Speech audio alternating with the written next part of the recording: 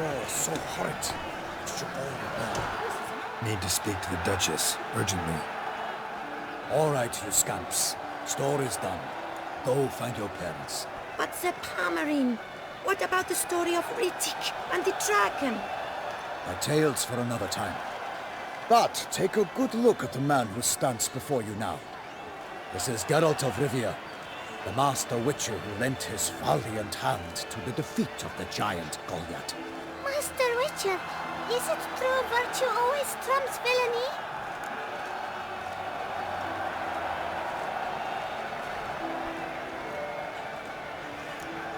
Not always. Could go either way. Sometimes virtue wins, sometimes villainy gets the upper hand. Still worth being good. But why? If it doesn't mean you'll win. Pomerin's story. Think back. A decent man attracts other good folk, makes friends he can count on. A rogue? Well, he can only count on other rogues. And who would you rather have for a friend? A man of virtue? I must agree. Now, that will do for questions. Go find your parents. Her enlightened Highness has doubtless arrived at the tourney grounds to watch the battle in the arena. If we hurry, we'll be in time to speak with her before the spectacle begins. Lead the way.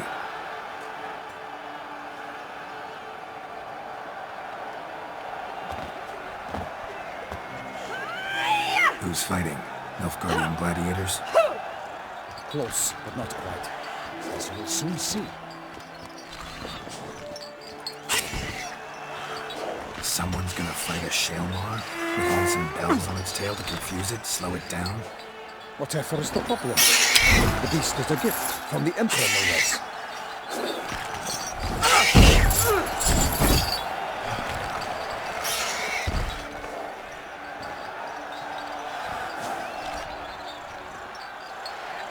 This is dangerous. Bells on its tail aren't enough. I saw a spectacle of the sort at the arena in Nuremberg. There, a knight defeated a Shalmar with bells on its tail. Might have gotten lucky. Shalmar might have been lame. Who knows? Only a witcher has a real chance against a healthy Shalmar. And that's not even every witcher. Besides which, releasing a monster that dangerous in front of a crowd, plain irresponsible. Who's going to fight the beast?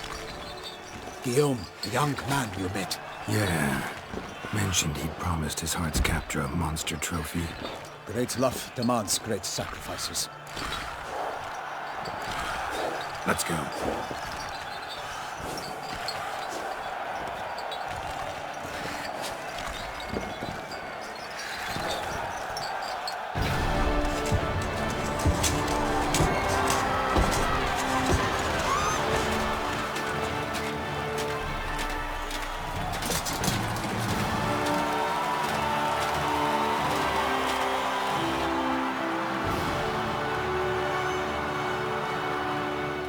I dedicate my imminent victory to fair Lady Vivian.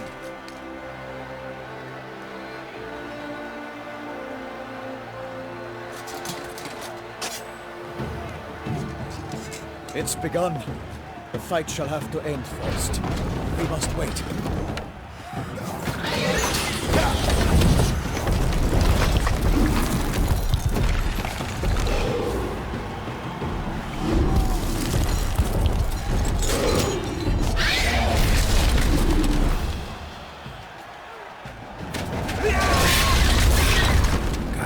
Feeling about this.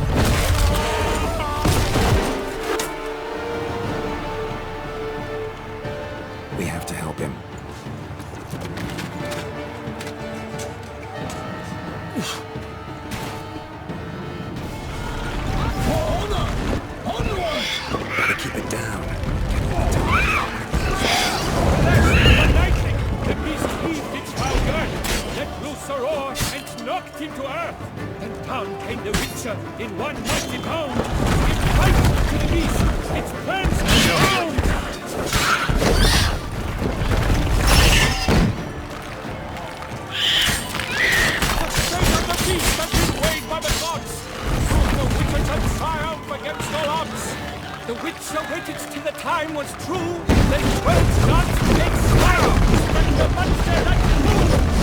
But the whole field sudden up to rest the blood, so the witcher drew the Selma and its foul heart heard.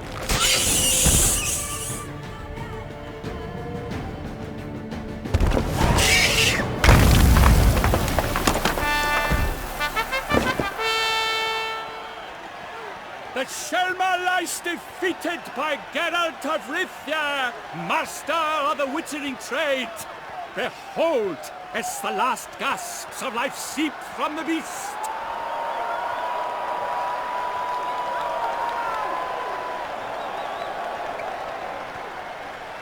Master Geralt, do what you must.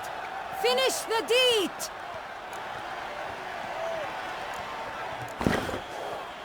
Monster's no threat. No need to kill it. A victor may always show mercy. It is his right. Long live Geralt the Merciful! Pikeman, see to the beast.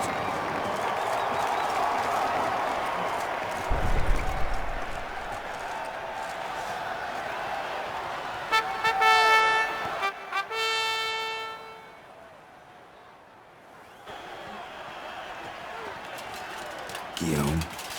The lad came damned close to dying. I'm fine. Not hurt at all. Vivian? Smile as befits a hero and keep silent. Speech clearly paints you. She approaches.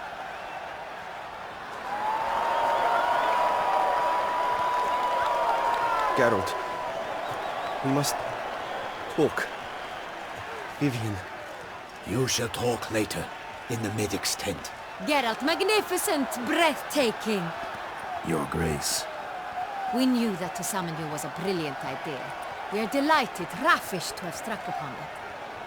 And I'm truly... honored. See to our young hero. Hop, hop. For we must make off with Geralt. We should talk. We had been long awaiting your arrival. Had nearly lost hope. Then suddenly, that entrance, so spectacular.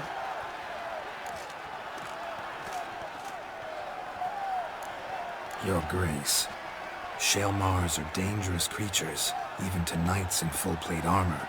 Nonsense. In Toussaint, knights have battled beasts for mere glory since time immemorial. True. Guillaume suffered a few bumps, scars, and bruises, but in return gained eternal glory as he who slew the monster. What about the crowd? Say the Shaelmar had vaulted into the stands. Would have been a massacre. Geralt, though we value your fortuitous intervention in the arena, we would remind you your services have been retained, and as shall soon become clear, you will be generously compensated for completing another task altogether. Your Grace, my contract. I'd like to discuss it. Naturally, but not here. We shall need Damien. He led the investigation pending your arrival. But wherever could he be? Come, we must find him.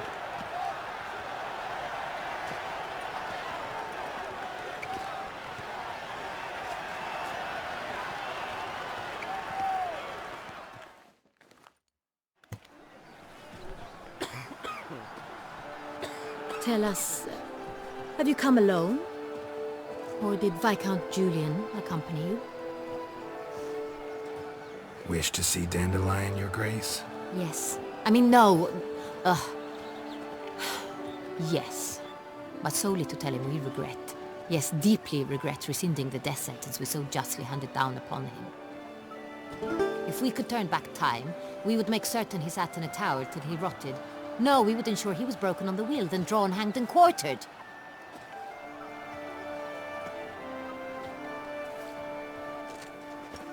Ah, the very man we would entrust with these tasks. Damien de la Tour, captain of my personal guard. Your Grace. Witcher. Greetings.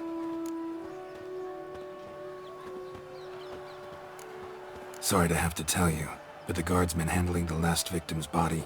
I know already. The creature in the cellar of Corvo Bianco. Was it the beast? No. A bruxa, a kind of vampire. Not the beast, but tied to it in some way. You know this how? Through careful analysis of the evidence, both on the riverbank and at Corvo Bianco. Do you mean to insinuate the investigation thus far has been sloppy?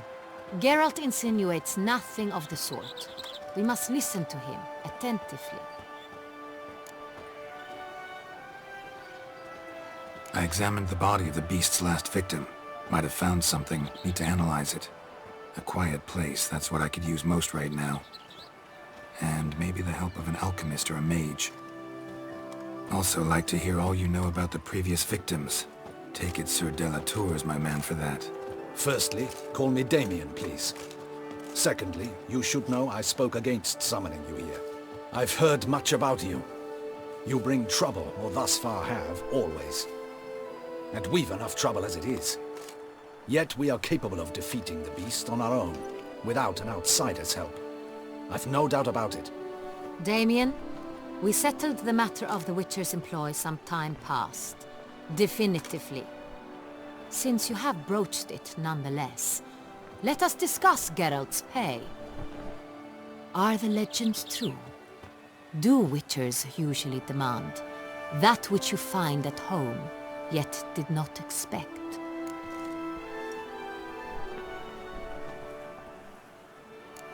Not quite, Your Grace. Law of surprise, it's something we invoke at times, but rarely. Usually we just take gold. Disappointing. This law sounds rather romantic. On the other hand, on returning to the palace, we would likely find impatient petitioners or a set of sample fabrics for a new dress. Poor rewards, both. I fear you'd not have much use for any of the surprises we are likely to come upon. Thus, we've decided you shall receive the deed to a vineyard, Corvo Bianco, and a sum of coin. You will doubtless consider this adequate. Title to the vineyard shall be given to you at once. Surely you'll need lodgings while you hunt. The coin, however, will be yours only once you have slain the beast. Lovely, generous gesture, Your Grace. But Corvo Bianco, isn't it the Duchy's temporary morgue? Is it now? The Chancellery's bungled things again, we fear. Not to be left unsupervised for one instant. Yet, in its mood, a morgue should present minimal problems to a Witcher. What's more, nothing enhances a wine's reputation better than a grim legend. Thank you, Your Grace. I accept the contract, of course. But as I said before, I'll need some information. How'd it start? Who was the first victim? Crespi was the first to die.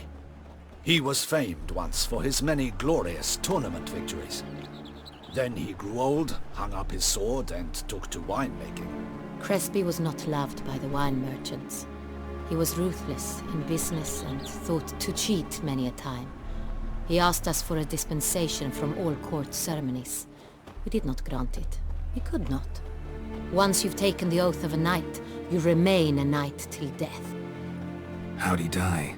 Where'd they find the body? Quite unusual, the circumstance. He was at a feast when suddenly one of his fellow feastgoers noticed he was missing. The town watch found him an hour later. On his hands and knees, propped against the town pillory, his sword hanging from his neck. He had died of wounds inflicted with claws, not a weapon. Blows of great force. So he died suddenly, but the body was on its knees, meaning someone posed it. So it seems. Second murder. Tell me what you know. In the city there are certain nooks. No one reasonable ventures there after dark. Ramon Dulac's corpse was found in one such place. With the first murder, terror gripped the city. Its inhabitants grew wary, kept to safe areas. Consequently, news of the second victim came to us from a group of concerned cut-purses. Criminals fear the beast? Telling in a way. Take it you've excluded the possibility that Ramon died at the hands of these bandits. Do you believe me an amateur? Not hands, but claws killed Ramon Dulac. The wound was deep, clean. His body was found in the gutter, dressed in nightshirt and cap, a pillow placed under his head, and his sword replaced by a bed warmer. Ramon de Lac, a knight who but a dozen years past was an advisor to our father, the Duke. Someone went to a lot of trouble to make him look ridiculous. Maybe revenge was the motive. It's not out of the question. Dulac had shady dealings with the criminal underworld, but no one ever came forth with concrete proof of any misdoings. So, first two victims were knights, best years behind them. The same could be said of the third. Sir Delacroix was wont to claim that in modern times knights face new challenges, enterprise being the latest addition to the chivalric virtues. He made a veritable fortune in the grain trade. Palmerin even nicknamed him Sir de la Stinchi. Found a coin pouch on his body. Contained florins dating from various times, hailing from different provinces of the Empire. Delacroix loved coin, true, but had no patience for numismatics. Lots of similarities between the victims. All the bodies were found in strange places under extraordinary circumstances. Seems the murderer, whoever or whatever it is, has some meaning to convey. These were honorable men. We are horrified by the disdain, the disrespect with which they were treated. These were Knights of Toussaint. Blast it. Might be the point. From what you say, none was a model of virtue. Ever considered that's what the beast's trying to draw attention to? All the murdered men were knights who swore fealty to the 5 chivalric virtues. And even if the... Knights of Toussaint swear fealty to what virtues exactly? Honor, wisdom, generosity, valor and compassion. 5 virtues. Why are they so important to your knights? Strange question. Your Grace, forgive me. I'm a foreigner trying to understand another land's customs. You are forgiven. According to legend, the virtues we cultivate were bestowed upon us by the Lady of the Lake. How we truly came to espouse them, none remember. In Toussaint, we believe men of low birth should be simple-hearted and obedient. We expect much more, however, of our knights. They are to be soldiers and courtiers, lords and servants. Thus the need for clear moral guidelines. At the time of his dubbing, a knight vows to demonstrate throughout his life honor, wisdom, generosity, valor and compassion. Beast seems to be pointing up moral decay, denouncing it. Victims were all humiliated. Might have been murdered to emphasize their lack of specific chivalric virtues. Honor compromised by the pillory. Wisdom by ridicule. Generosity by a coin pouch shoved down a throat. It seems to fit, true, though not perfectly. Can't discount the theory if it's on the lips of everyone in town. Say our reasoning's right. Next murder will be just as showy and denounce the victim's lack of the 4th virtue, valor. We can also assume that victim will be an elder knight. Let's think. At the moment, all the knights are either at the tourney grounds or in the palace gardens. Our annual hare hunt shall begin there shortly. Have you heard of the custom? Milton mentioned something. Seemed excited to prance around in a bunny costume. Not sure why. Hang on. Strange circumstances. A knight advanced in years. The famed cowardice of rabbits. Could it be that simple? Is Milton de Peyrac-Peyren the next victim? Milton also knew Delacroix. Told me so down by the river. Damien! To miss something so obvious. De Peyrac-Peyren, Crespi, Delacroix, and Delac formed a knightly team. It was years ago, but... They were a team? They were close friends, tightly knit, and as such earned the trust of our father, the Duke. We often witnessed him turn to them with delicate matters. Later, their paths diverged. Unlikely to be a coincidence. Beast must know it too. It's a lead, I'm sure. Your Grace, we need to find Milton, immediately. Rather problematic. You see, the garden entertainments are due to start, and he's disguised as the hare, hiding somewhere, waiting for some tipsy courtiers to find him. The hare's hiding place is a carefully guarded secret. We must call off the game, at once. First and foremost, we must remain calm. Damien, order the garden searched immediately, but discreetly. By no means can we disrupt the festivities. Panic will only incite the beast to strike sooner. And you, Witcher, follow me. My gardens, my night, I shall take the fall. A murder is out of the question. I will not allow it. Not near my palace. Horses? Ready our horses!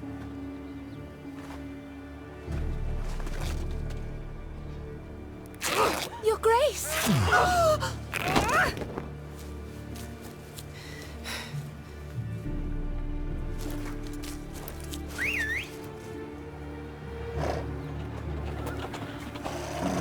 What the hell?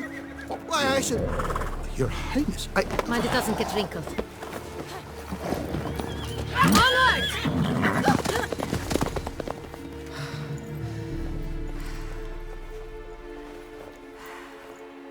Hey! That is silk! Be careful! Give it to me!